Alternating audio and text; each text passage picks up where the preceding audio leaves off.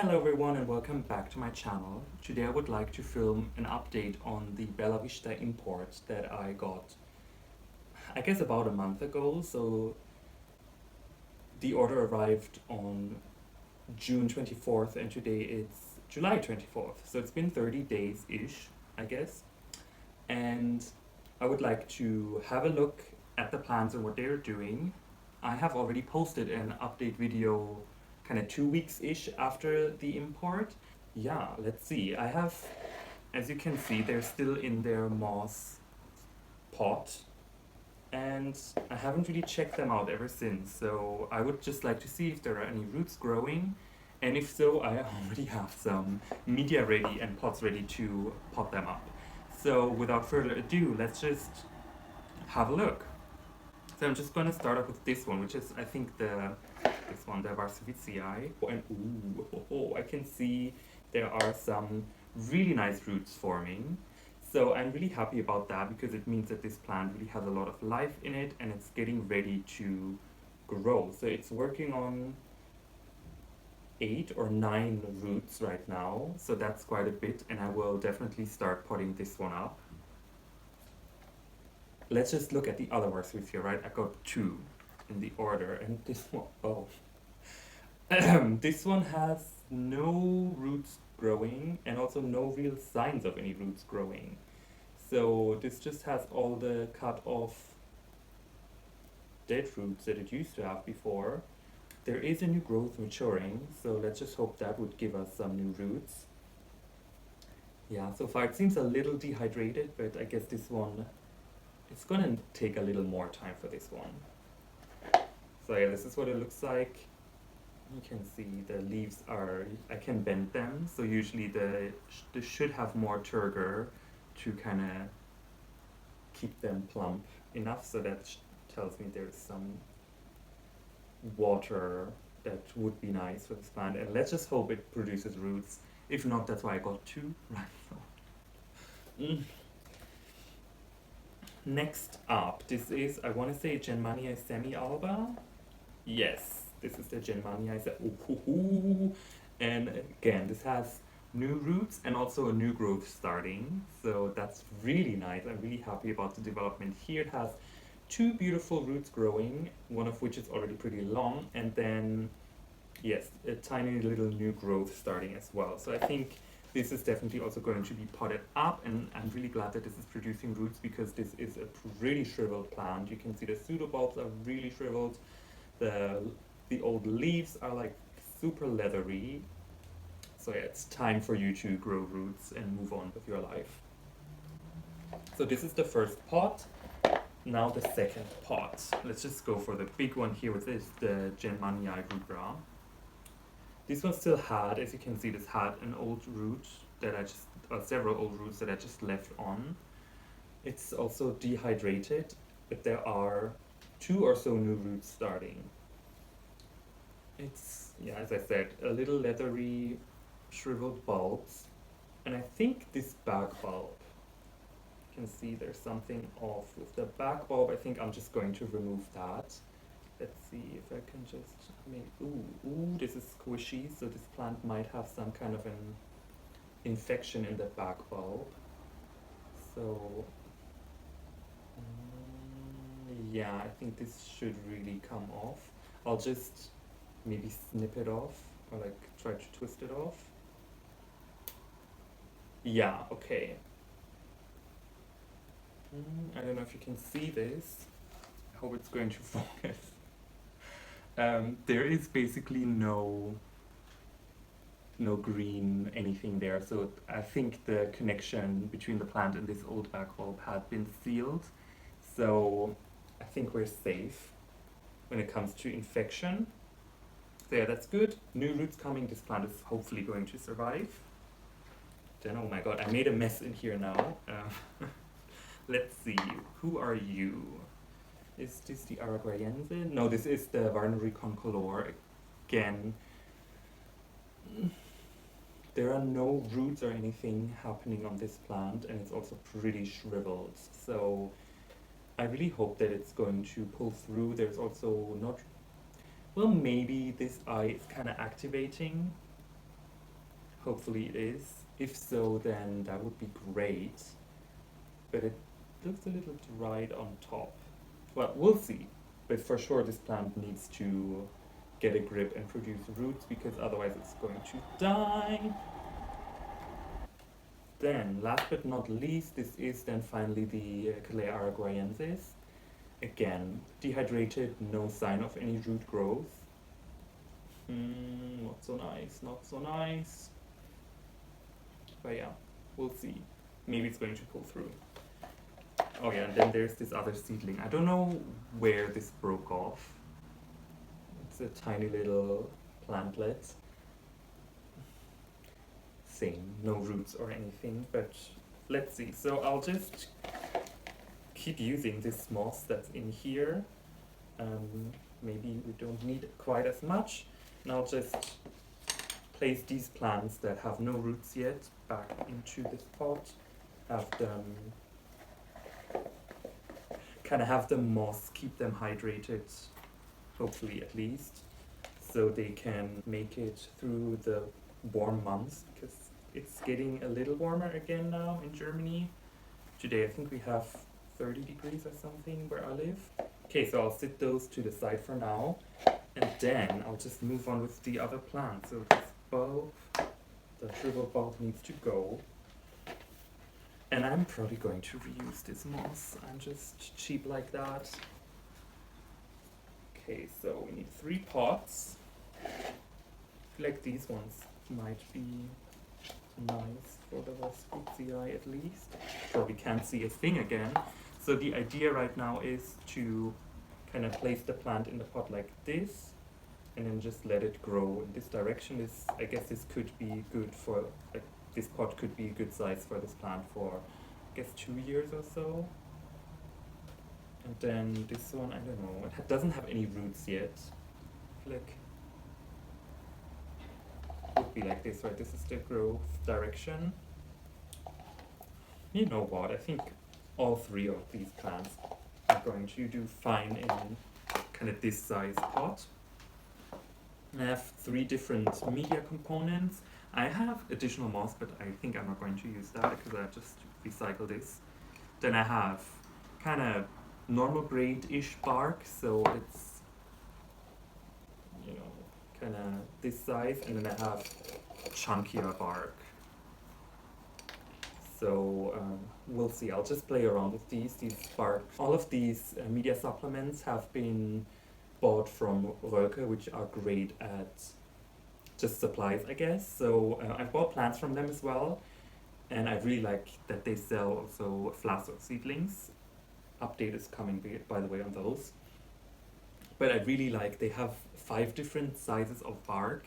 They have different kinds of moss. They have also synthetic media. So I think there's a lot to get from them, and I really like shopping there for supplies. Okay, so my idea right now is that I'll give them slightly chunkier bark towards the bottom. And I always put like a layer of moss on the bottom of the pot, just to kind of hold on to water a little more. In my environment, kind of these dry, humidity is really low, and it's kind of a dry environment in my home. So I like to give them some additional sources of hydration, because I don't like to water more than twice a week. So during summer I will water twice a week, but I'm like, oh, so much work. So yeah, I'll just layer bark and moss, and the moss will also make sure that we have a more even distribution of the hydration.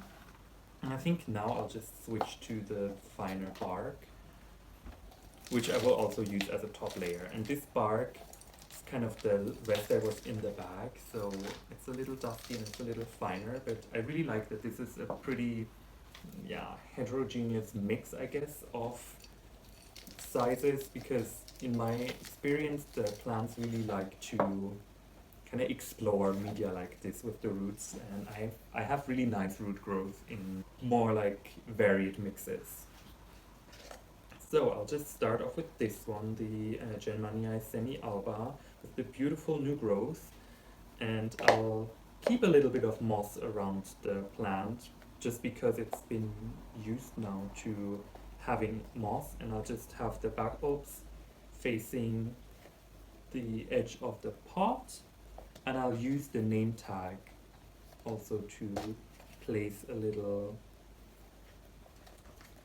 stake to keep it stable in the pot so it doesn't wobble around, because no wobbling in this house. We don't wobble. No wobble pairing.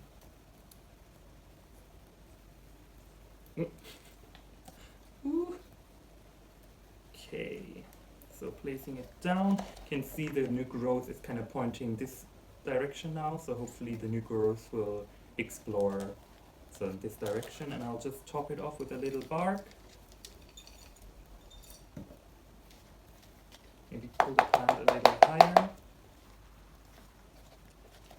And I like to top off the moss with a little bark, just because the moss tends to dry out really quickly if there's no top layer, and also there's always some algal growth and everything, and I don't like that, so I'll just do it like this, and you probably can't see what I'm doing again, so I'll just press it down a little, and that's it. I'll probably water this plant once I'm done with all of them. They all get water, and it's going to be really nice. Okay, so plant number 1, and you can see now with the stake it's still shaking, but it's kind of, you know, contained. Next, I'll just do the jenmanii. Again, just placing the back bulbs to the end, and you can see that the jenmanii kind of, I don't know if you can see this, it really blushed up under my care. I think when I unpotted it, I was like, oh, this is so weird, it's not pigmented at all. But this one really started to show some pigmentation now on its leaves, and this is also true for the Labiata rubra, and actually both of the nobiliores. They have, I think my light conditions here must be a little higher, so yeah, they started to kind of show some anthocyanins on their leaves, which is, I expected them to be really pigmented, to be honest, because rubra, right, they have a mutation that makes them produce more pigment. Again, this one will be staked, and I really like these name tags for that, because they're almost like a little additional security. Add a little moss just around the roots to hold in additional moisture, especially now in the beginning when the roots are coming. These plants aren't really used to bark yet, I guess. So I'll just give them their familiar moss environment, and we'll be happy campers.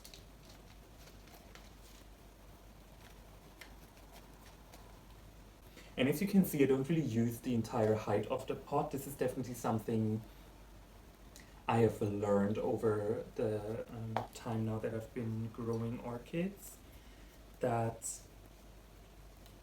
like the roots will get stuck on this rim and just grow in every direction or even grow up, and I really hate this. So they'll just kind of go like this and then in circles or whatnot. So I just kind of leave the pots a little more on the shallow side so that the roots will really grow into the media instead of out.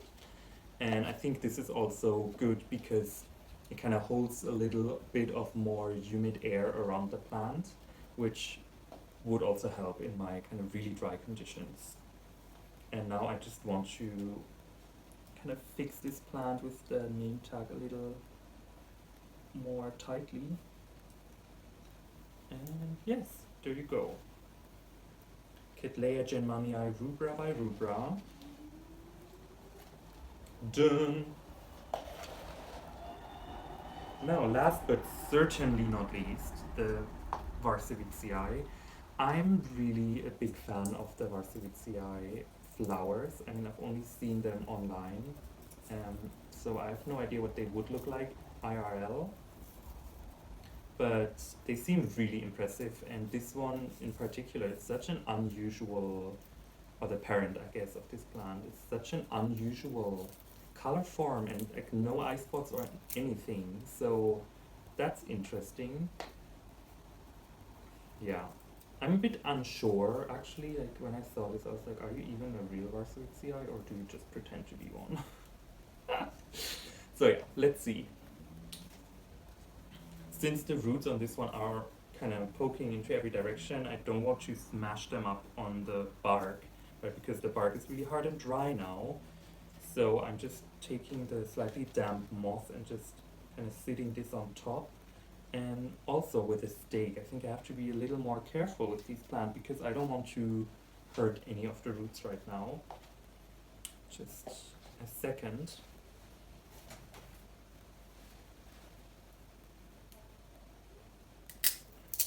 So I'm just using kind of this thinner stake. I broke up some, the ones I got.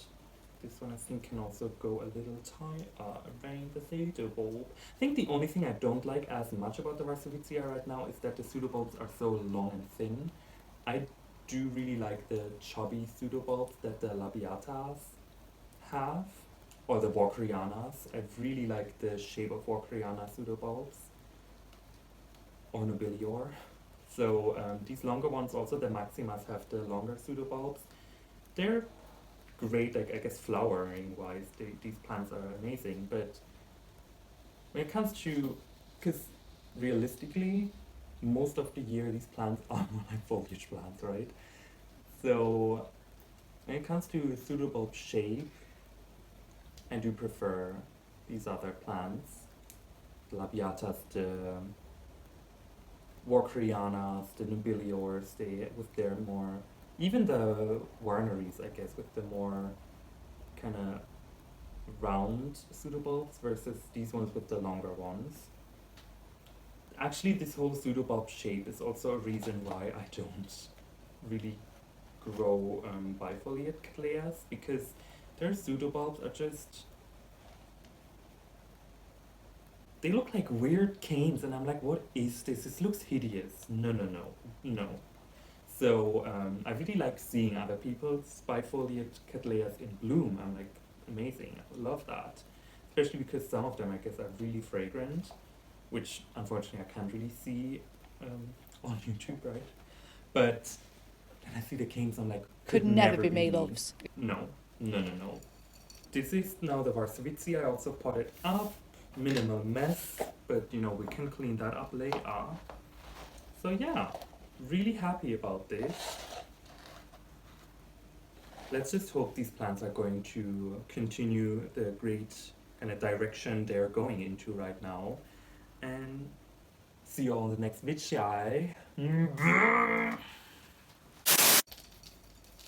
Why am I so judgmental? There are some really nice roots forming. So this is really nice. Really nice roots forming, which is really nice. Who would have thought?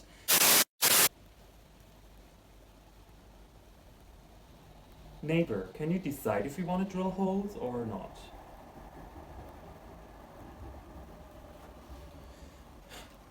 Anyways, so